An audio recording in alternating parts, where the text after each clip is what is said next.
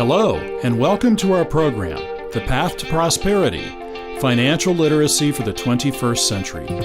This groundbreaking library of knowledge is brought to you by the Steve Beeman Group and will help you and your families navigate the waters of your financial future. Politicians promise everything under the sun. Motivational speakers excite our emotions. But the Steve Beeman Group has put together valuable information in this library to provide real help for real people.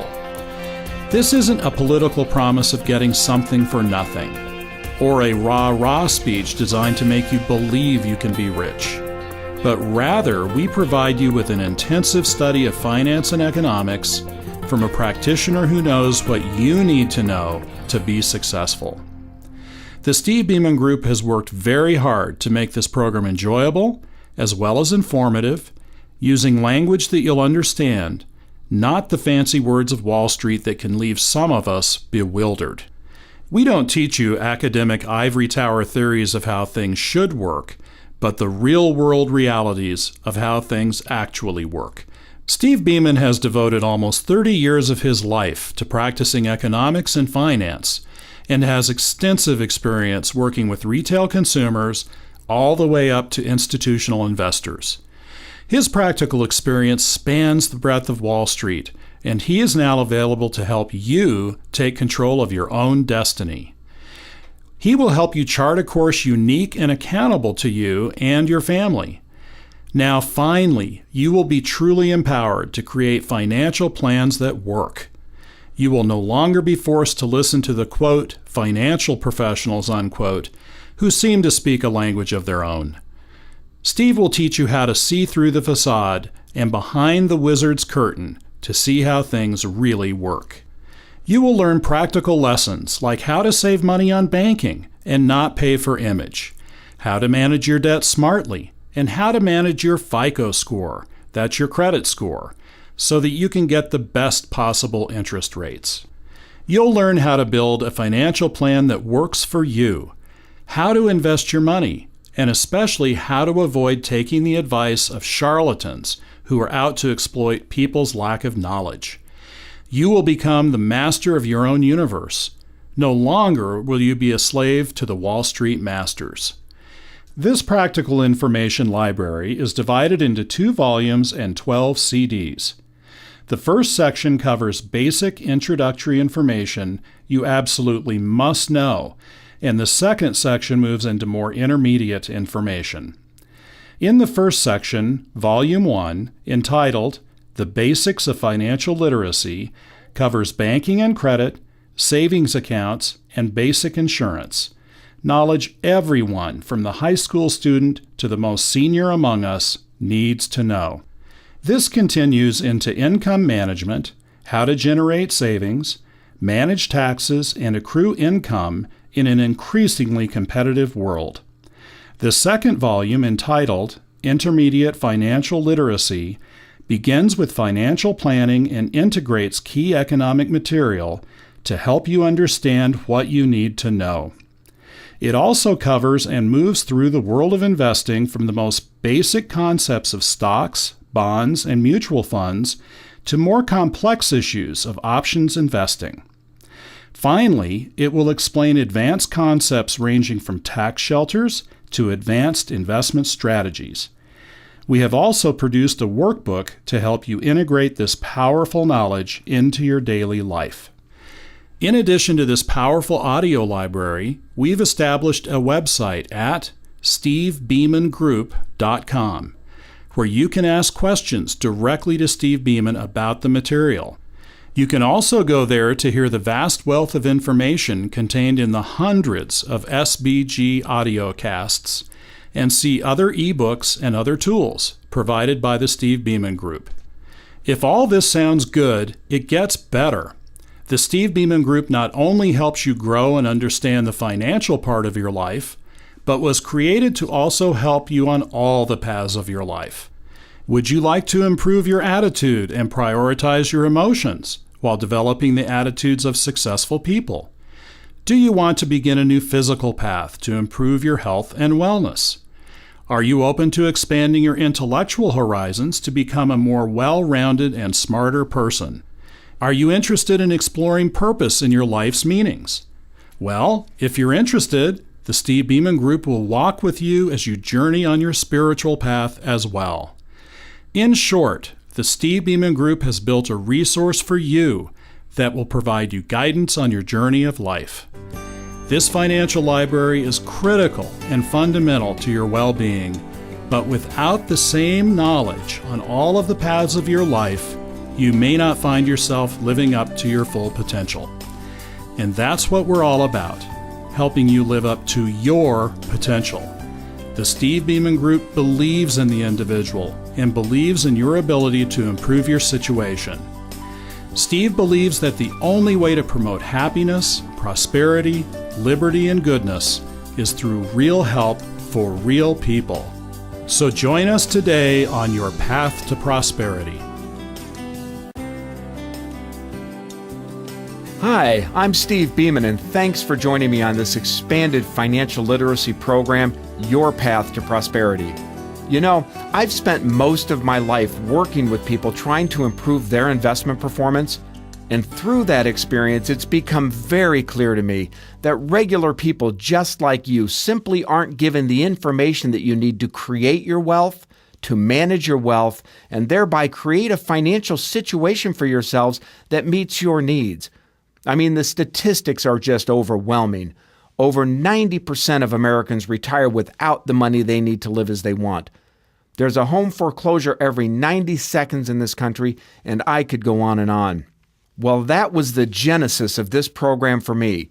I felt compelled to create a program that would empower people with the knowledge they need to survive and to thrive in this new century with all of the challenges that do exist. You read the papers like I do. We have a situation today that boggles the mind. Unemployment now runs around 10%, and you know, for young people, it's more like 25%. In fact, in the young African American community, it's approaching 50%.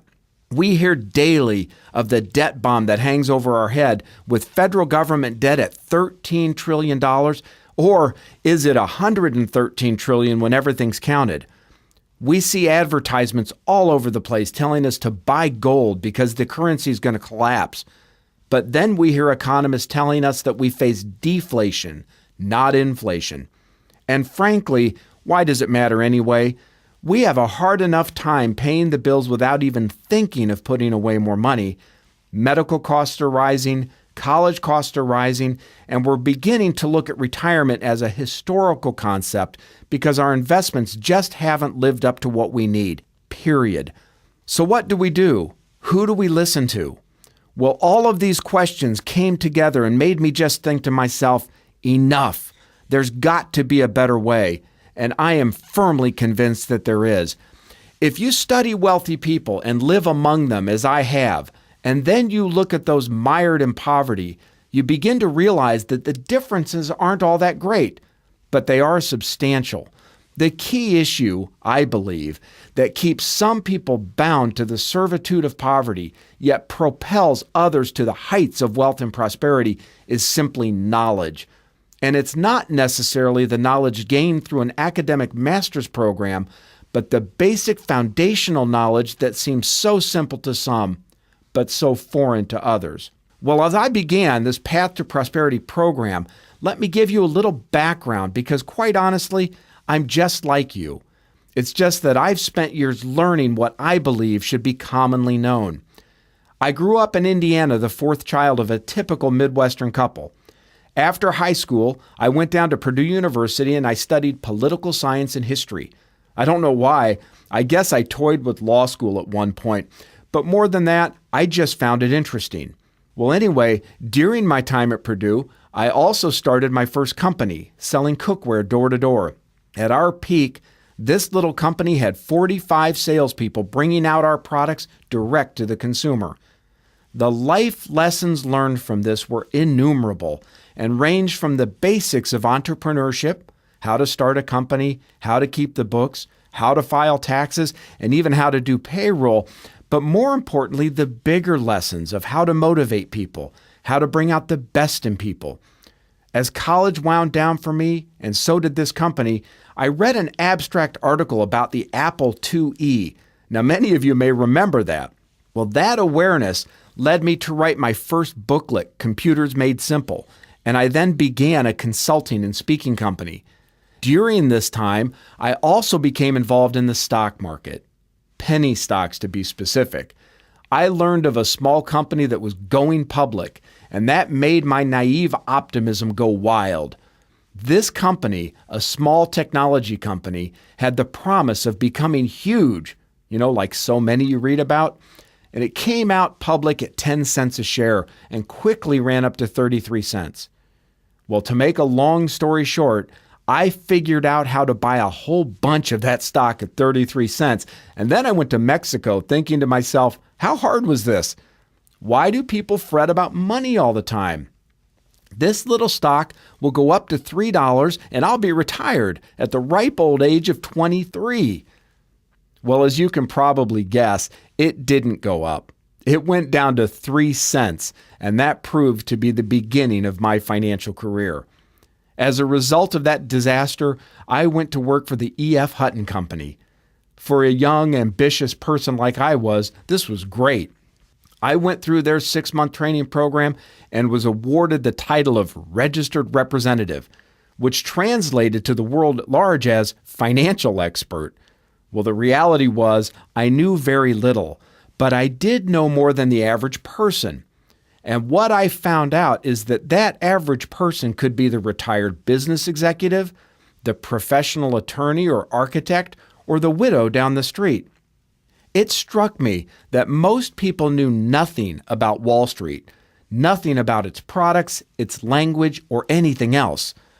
I remember so clearly working with people, many of whom were elderly, retired, and often widows. They would take meetings in the evenings because, quite frankly, they were bored. There were certain experiences that really stuck out in my memory. One, an elderly widow accepted an appointment, and when I visited, she asked me what I thought of some stock she had just bought, Herbalife. I asked her why she bought it, and you know what? I can almost still hear that sweet lady's voice in my head. She said to me, "Oh, the young salesman was so nice, and he said it would go up." Ladies and gentlemen, I almost got sick. How could anyone sell a stock, especially a stock with venture capital qualities, to this poor woman who lived on meager investments, especially at a time when interest rates were at 15% and she could have secured a 15% income on that money? Well, another memory that stands out was of a young couple who had just retired. They had managed to save around $1 million, which, if you go back with me to the early 1980s, was substantial. They just wanted income and security from this money, so I sold them a series of bank certificates of deposit. These CDs yielded around 15% and cost them very little in the way of commissions. Well, if my first lesson was that people bought from nice young salesmen, my second lesson was Wall Street interests don't always align with their customers. My management wasn't exactly thrilled that I sold those CDs. They'd have rather, frankly, that I sold a government securities mutual fund. Why? Well, it's simple. The mutual fund had big upfront loads or sales charges that would have been paid to the firm and to me. So I learned that the interest of Wall Street don't always align with the interest of Main Street. But I had also learned from my study of history that the solution to this wasn't simply government intervention, but it was empowered individuals who had the knowledge to deal securely with the world of investing.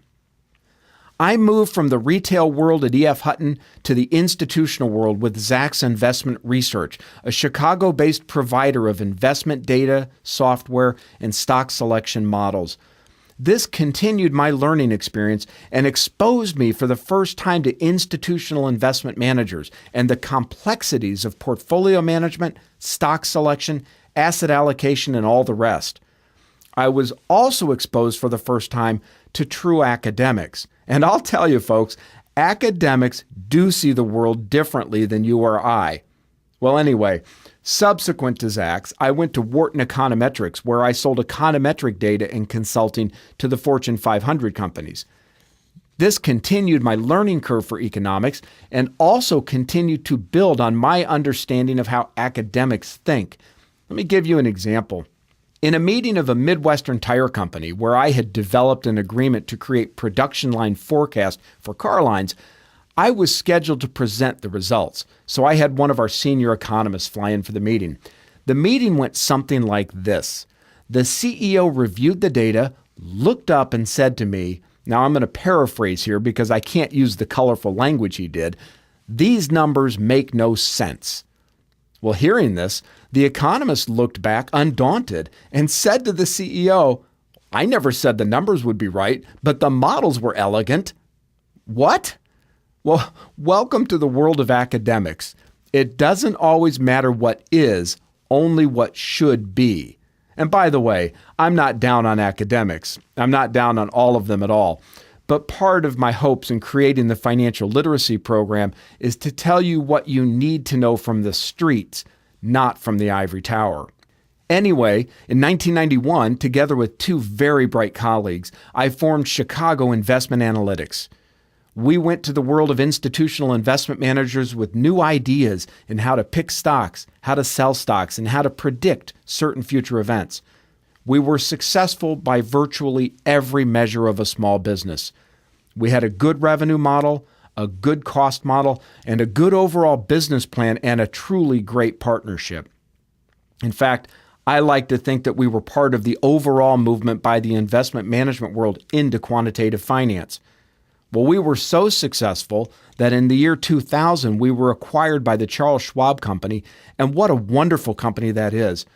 Chuck Schwab built a company based on helping investors execute their ideas in the marketplace, not incenting them to invest in his company's ideas. Our work fits so well with their mission, and it's been a real pleasure to see how successful that acquisition has been. Subsequent to that, I invested in all sorts of private equity and venture capital. Some worked as they were supposed to, a couple didn't, and yes, that's painful. But what lessons we learned from failure. By the way, you know how people talk about failure being the better teacher? Well, there's some truth to that, but you know what? I've certainly enjoyed the lessons taught by success much more. It's more fun.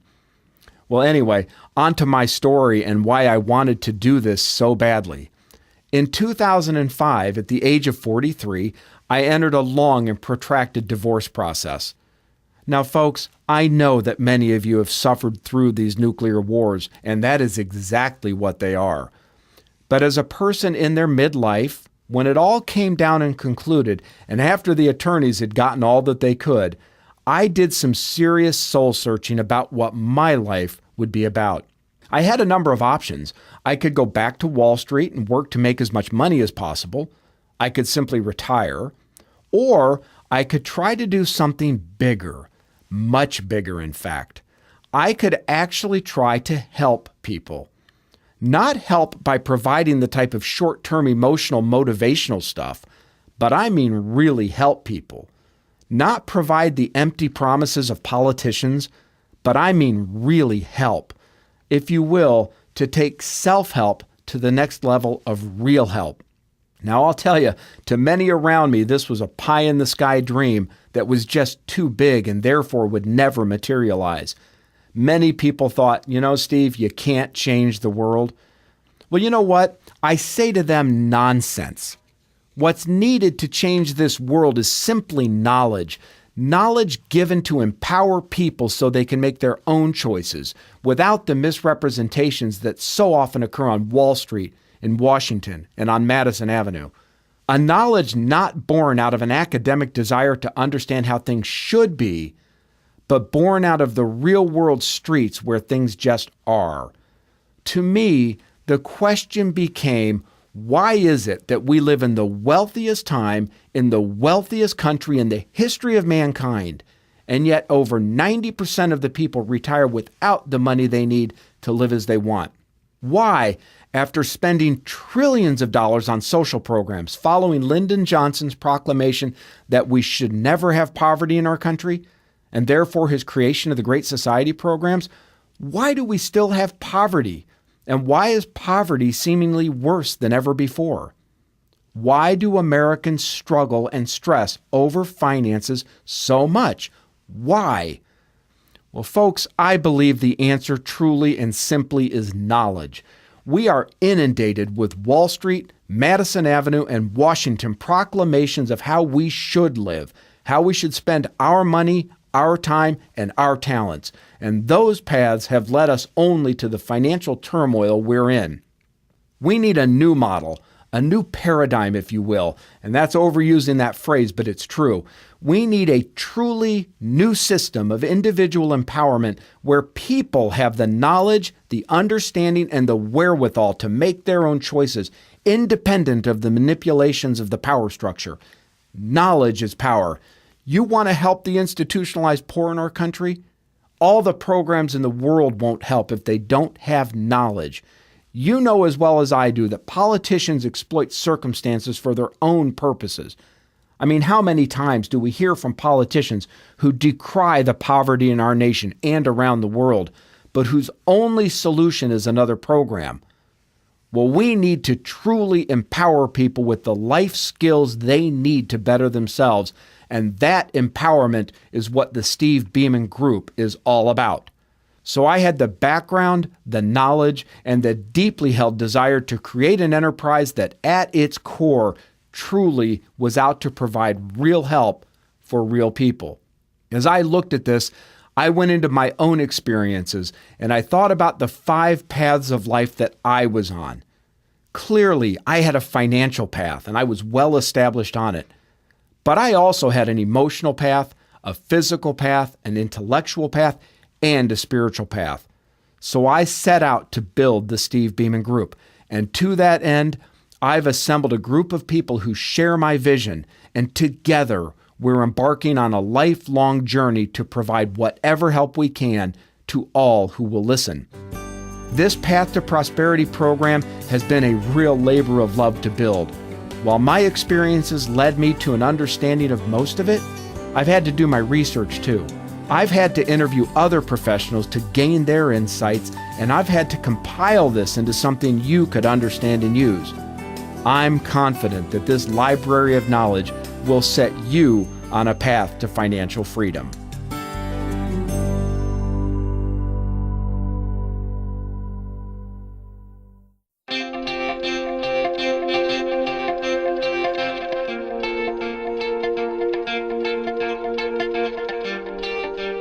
Ladies and gentlemen, welcome to this, the first CD of this 12-disc set, Volume 1 of The Path to Prosperity. In this first volume, we're going to be covering information some of you may think is so basic, everyone should know it. You know what? We agree. That's why we put this information in here, because the foundations of finance begin with a full and complete understanding of the banking business. So let's join Steve as he begins our path to prosperity with this important basic disc, banking.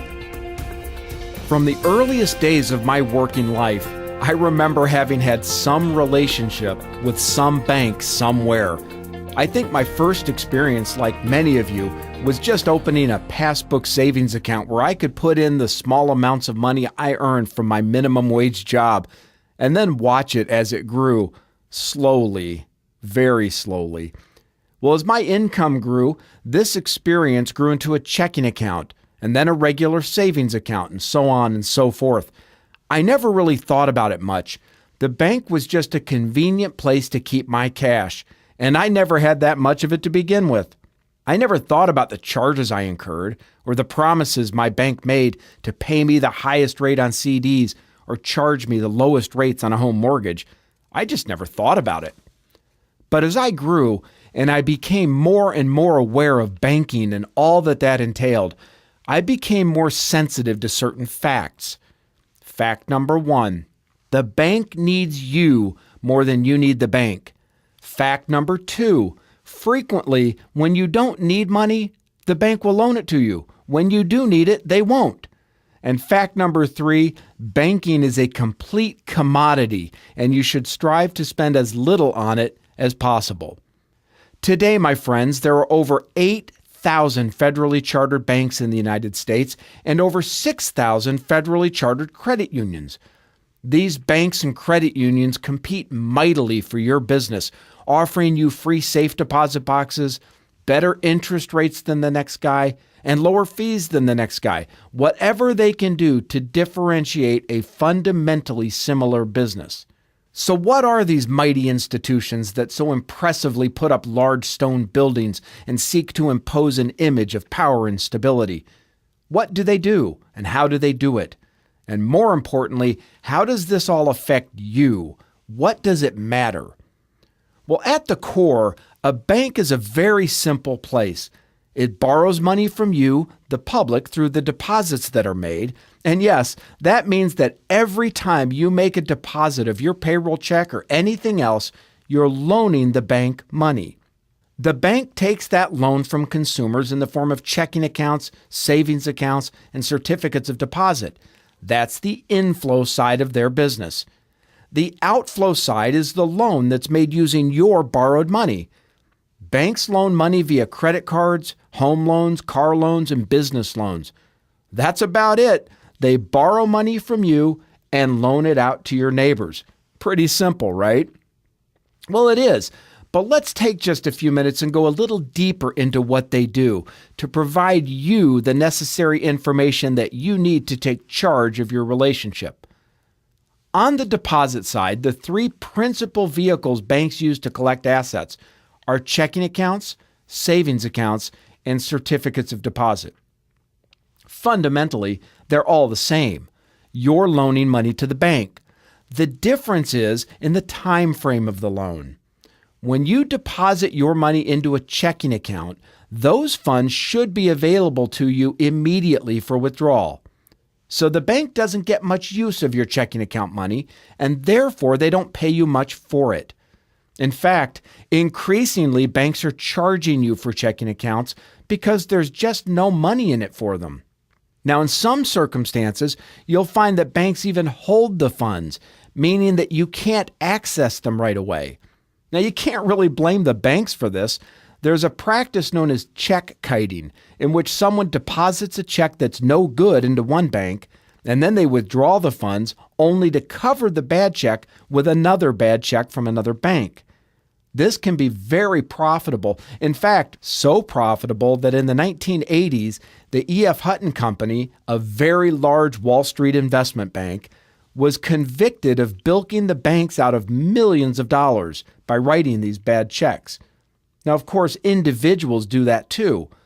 As a result, some banks will hold deposited checks until they've cleared the other bank.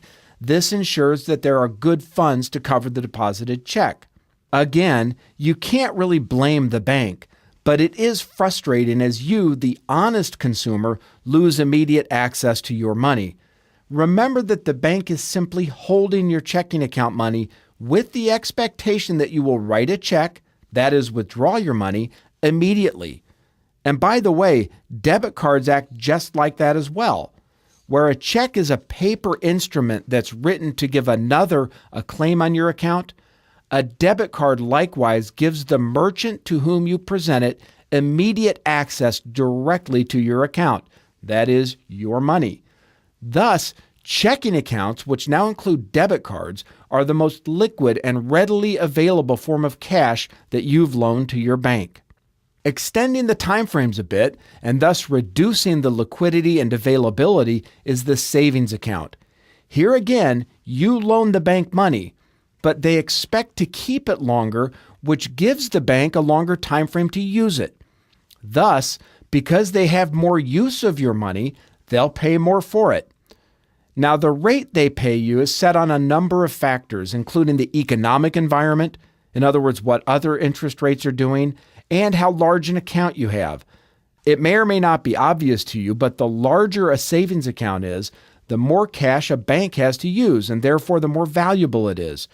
So a $100,000 savings account will be treated preferably to a $500 savings account. They're both loans with direct claims to the cash, but the bank can use the $100,000 more readily than it can use the $500. Today, savings accounts are paying interest at the rate of about 1% per year. That means that if you loan $1,000 to the bank in the form of a savings account, the bank will pay you $10 in interest over the course of the year. Here, like the checking accounts, the banks can't pay you much because they can't be assured that you'll leave the money with them for any long duration. The third form of a loan you can make to the bank is in the form of a certificate of deposit, or CD. This is a time-based loan that can run for 30 days to many years, and you can loan money via a CD for many different denominations. Now here again, the amount the bank will pay you for your loan is contingent on two primary factors: how much you're loaning them and how long you're loaning it for. The more money and the longer time, the more they'll pay you in the form of interest. So the next time you deposit money into your bank or credit union, think of it as it truly is, a loan from you to them. Now, a couple of questions come up that deserve to be answered. First, is your money safe? Well, 100 years ago, the safety of your money was contingent on the size of the vault.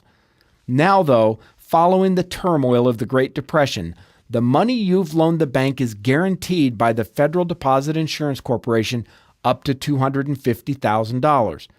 Now, this guarantee is good for both individuals and businesses who, by the way, are much more likely to keep that kind of cash on hand. In 2008, they raised the limit from $100,000 going through that financial turmoil in order to make people feel more safe about their money. Well, the ultimate backstop for the FDIC is the federal government and the federal taxpayer, where through the U.S. Treasury or the Federal Reserve, the Federal Deposit Insurance Company can access the funds it needs to shore up problem banks. The second question is, why am I charged for checking account services? Well, as we discussed, checking accounts are a cost center for any bank. Because they can't use your money for very long, they can't make money with it.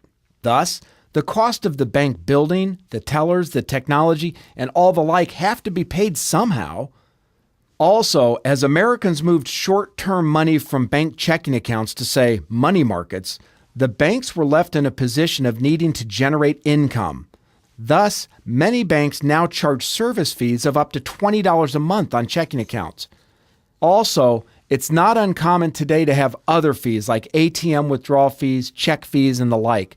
Again, when you think about the bank as borrowing your money, look clearly to have a relationship with a bank that charges you the smallest possible fees. The second side of the banking business is the lending side. This is both just as simple, but also just as complicated. Now, just like the deposit side, the lending side takes several forms. The most common is credit cards. Credit cards are unsecured short-term loans. Most people don't think of it that way, but they're actually signature loans, meaning that they're secured only by your signature. That's very high risk for the lending institution because, of course, there's no collateral. I'm sure most of you know this, but collateral is something you put up to guarantee the loan so that if you don't fulfill the contract, the lender will get the collateral in trade. Well, on a signature loan, like a credit card, there is no collateral. Thus, credit cards carry very high default rates, and as a result, they also carry very high interest rates. Some banks, like First Premier Bank, offer credit cards to high-risk individuals, but then they limit credit to $300 per person, and they also charge monthly fees amounting sometimes to up to $30, which is 10% of the credit line. Well, that offsets the risk of their not getting paid back. The second type of loans that banks make are for secured assets like cars and homes. These collateralized loans carry lower interest rates than signature loans, and the reason is simple. It's because they're collateralized and the bank can repossess the asset if the loan isn't repaid. They're not fully secure, though. Let's be honest. Cars depreciate, so if the bank loans you $20,000 to buy a $20,000 car, immediately after you buy it, the car's only worth $15,000, but the bank and you are still on the hook. So they're not fully collateralized. And for a better example, let's look at today's housing prices. Over the last decade, the banks, thirsty to make loans and also trying to accommodate federal housing laws, were loaning up to 100% of a home's value. Then, As we've seen recently, the values of the home shrank by 30 to 50%. Well, in many circumstances, homeowners walked away and the banks were left with assets worth sometimes 50% of their loan values. So even collateralized loans aren't without risk. The third type of loan made is the business loan. This takes many forms like the consumer loan, ranging from unsecured lines of credit to secured lines of credits, fixed mortgages on factories and fixed mortgages on equipment. Without these lines of credit to purchase inventories, make payrolls and the like, business would almost immediately fail. In fact, that was the genesis of the great financial meltdown of 2008. The banks stopped lending money because they became afraid they wouldn't get paid back. It's that simple. But it's also that profound. If the banks don't lend money to you because they're afraid they'll lose it, the economy will grind to a total stop, which then snowballs down to disaster. So there you go. That's a brief but concise overview of commercial banking. But there is more. There is, for example, another form of institution that you should be aware of, the credit union. Think of a credit union as a bank that's owned by the depositors and therefore operated not for profit, where a commercial bank is owned by shareholders and operated for profit. Thus, the fees charged by credit unions are oftentimes less than the fees charged by commercial banks. The services, however, are just the same. So consider a credit union as an alternative to a traditional bank. As we continue now in our important foundational study of the world of banking, I want to move into the notion of our central bank, the Federal Reserve. There's a lot of history behind this, and I don't want to get too deep into that. But suffice it to say, the Federal Reserve is a privately owned bank created by the government in the early part of the 20th century. It has the specific purpose of smoothing out the U.S. economy from the cycle of boom and bust that had been in place for the prior 100 years. Now, we could argue all day as to whether or not the Fed has actually done that. I mean, look at the Great Depression. Look at the horrific inflation of the 1970s, or the recent close to meltdown we had in the economy. But regardless of whether they've done it or not, their purpose is to stabilize the economy by controlling our money supply. Quite simply, they print the money you and I use every day. I mean, look at the bill in your wallet. It says plainly Federal Reserve Note. Keep in mind, the Federal Reserve is a private corporation. It's not the government. So your faith in the value of those Federal Reserve notes is faith in a private company, not the government. Now, in reality, that private company can print whatever amount of money it wants, so it can't run out of money. But it can significantly affect you by increasing or decreasing the value of the money you earn and use every day. It does this through several vehicles, but the bottom line is this. The Federal Reserve can increase the money in our society by buying government bonds or reduce the amount that banks have to keep on reserve. That's part of what's known as fractional reserve banking. For example, in a period like we're in right now, where the economy is on the brink of a slowdown, if we're not in one, the Federal Reserve will prime the pump by adding money to the system. So today, the Fed is buying U.S. government bonds and lending money to the banks at 0% interest. This cheap money program is providing certainly gas to the economy, but it also leads to the risk of inflation. Inflation simply is defined as too many dollars chasing too few goods. Okay, let me put that in English.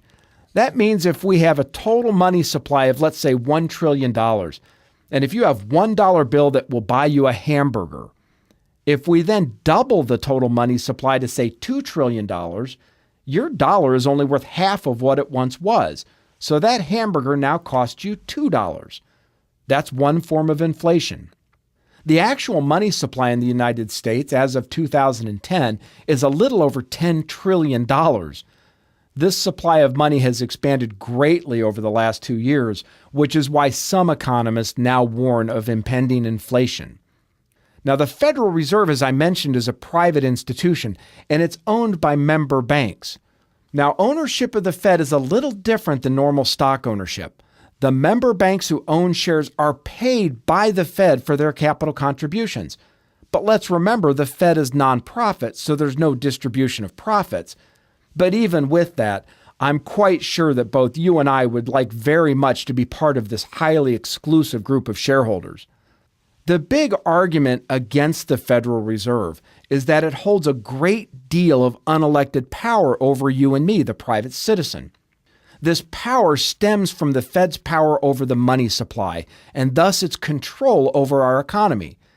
If the economy is too slow, the Fed increases the money supply to get it going again.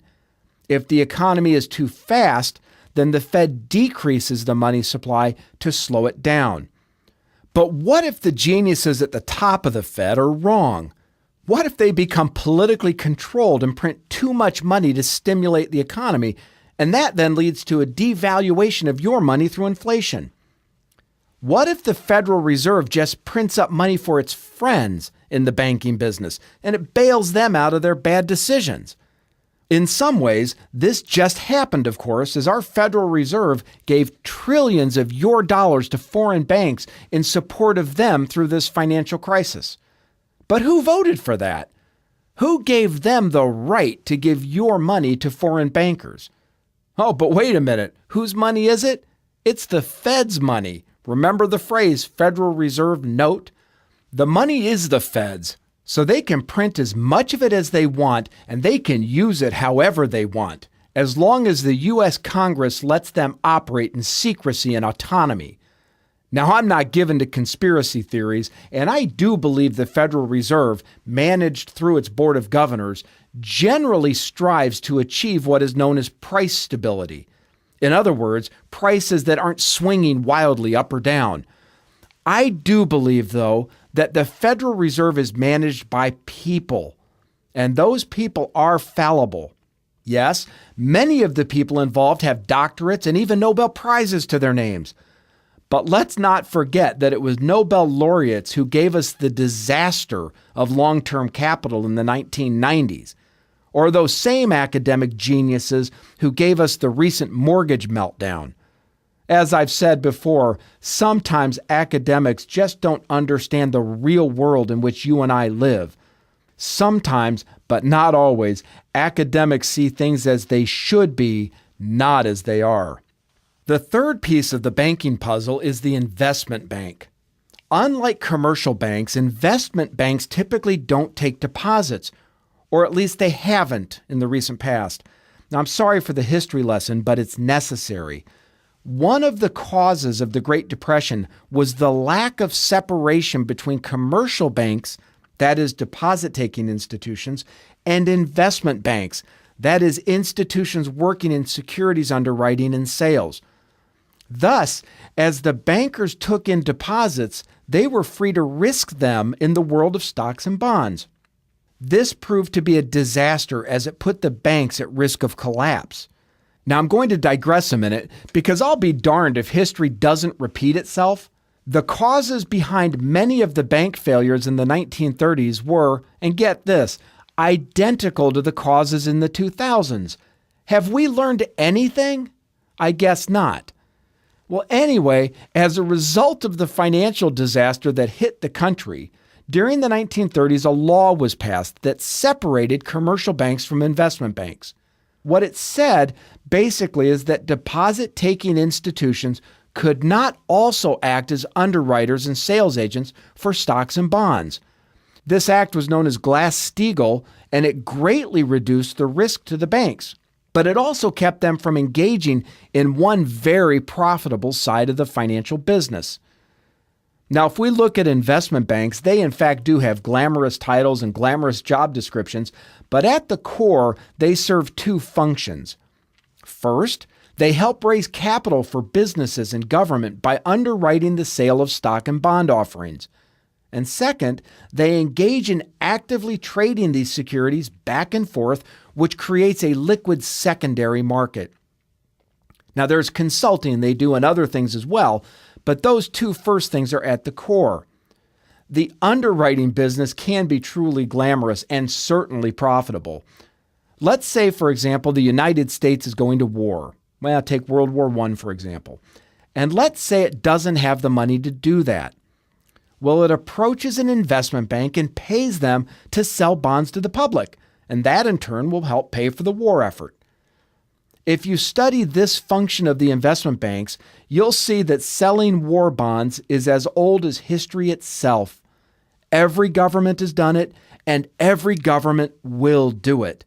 When the government spends more than it brings in other words, when it runs a deficit, it pays the investment bankers to sell its debt to others, thus providing the government with the cash it needs to operate. The same is true for businesses. If a company wants to expand, let's say they need $500 million for that expansion, and they don't have the money, they pay an investment banker to raise the money for them, either through the sale of a bond, which is debt, or a stock, which is equity. The numbers here get huge, which is why you see such big salaries paid on Wall Street. If, let's say, an investment bank raises $1 billion and it takes a fee of, say, 3%, well, the fee paid is $30 million. That's a big fee. And the driver behind receiving that fee is the person who had the contacts to win them the business and therefore do the fundraising. So that individual person is paid a very big chunk of that firm's $30 million fee. Now, when the economies are in transition, the investment bankers make huge amounts of money. For example, as the U.S. was growing in the 1800s and the railroads were being built, enormous amounts of capital were required, and it was the investment banks that provided it. In the 20th century, not only did the industrial growth of auto and steel and energy industries require significant capital, but the governments around the world fought 2 world wars and countless other small wars.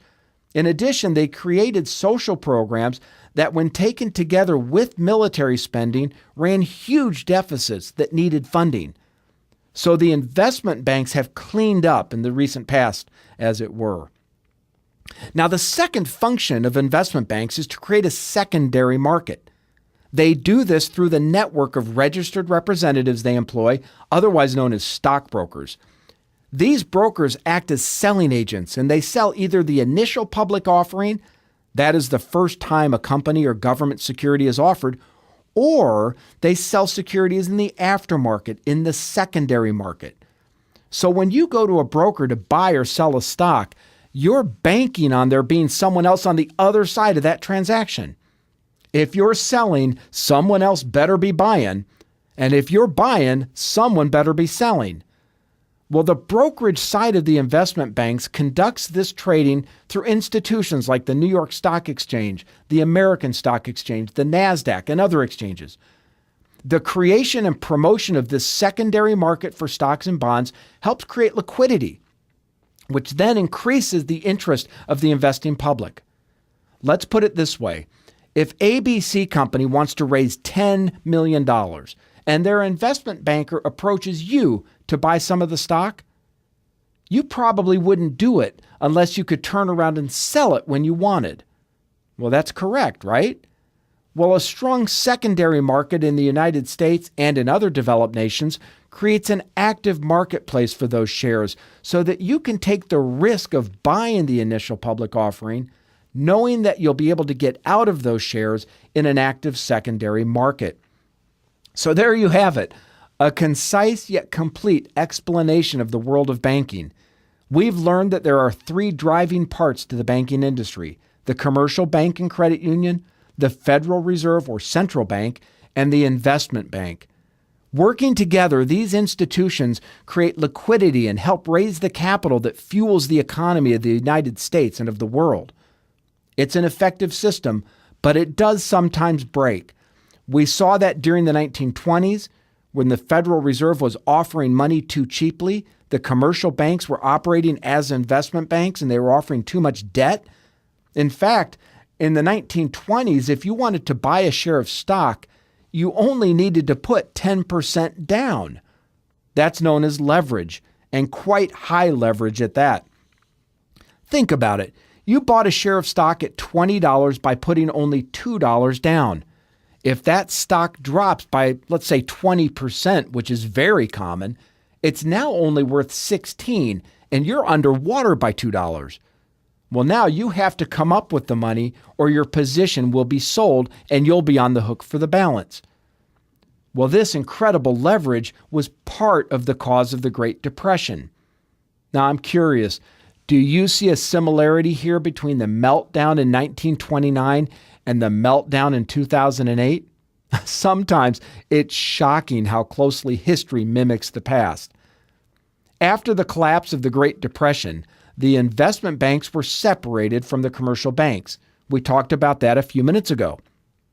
Well, interestingly, in the 1990s, the separation of these two institutions was repealed so that investment banks could take deposits and commercial banks could underwrite securities. In my opinion, this was no small part of the financial collapse of the banks in 2008. Deposit-taking banks like Citibank and investment banks like Goldman Sachs had leveraged themselves to such points they couldn't support the debt. Well, that put the deposit-taking banks at risk because they were playing in the investment world.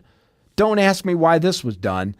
I have read and reread the reasons, and all I come up with is that the commercial banks felt left out of the boom of the 1990s, and the investment banks wanted the gold mine that was consumer deposits. Well, anyway, when they got back together, it was like acid and water, and it exploded. Your takeaway from this, I hope, is an understanding that, generally speaking, banking is a commodity for you and me. A nonprofit credit union will offer the same services as a commercial bank, but at a reduced cost. With either, you're safe up to $250,000 in the bank. And finally, watch your credit card providers to make sure you get reasonable fees. There you have it, a quick, concise, and thorough foundational understanding of banking, of commercial banks, of investment banks, and even of our central bank. I, for one, enjoyed hearing about credit unions, as I've never considered those before. Perhaps now I will. Also, I don't know about you, but I didn't know the Federal Reserve was a private company. Now that's an interesting piece of information.